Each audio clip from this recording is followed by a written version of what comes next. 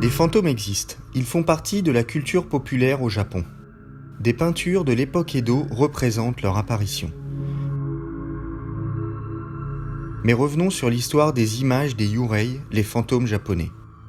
Les histoires d'horreur viennent de la tradition orale et du théâtre. Dès le XIIIe siècle, le No met en scène des esprits vengeurs. Avec ses chorégraphies lentes et ses masques surnaturels qui font résonner les voix des acteurs, le No est un théâtre fantomatique. Au XVIIe siècle, le théâtre kabuki utilise des maquillages et toute une machinerie d'effets spéciaux pour les pièces d'épouvante, alors que l'estampe rend accessibles les images en couleur et les portraits d'acteurs.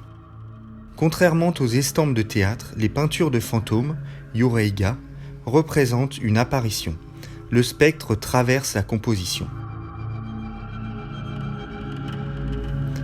Au XVIIIe siècle, Maruyama Okyo peint la première yureiga à partir d'une vision de son épouse défunte.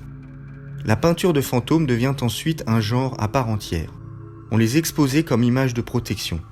Elles accompagnaient aussi les veillées aux 100 bougies lors desquelles on racontait des histoires fantastiques. Après chaque histoire, une bougie était éteinte pour créer l'obscurité nécessaire à la manifestation d'un esprit.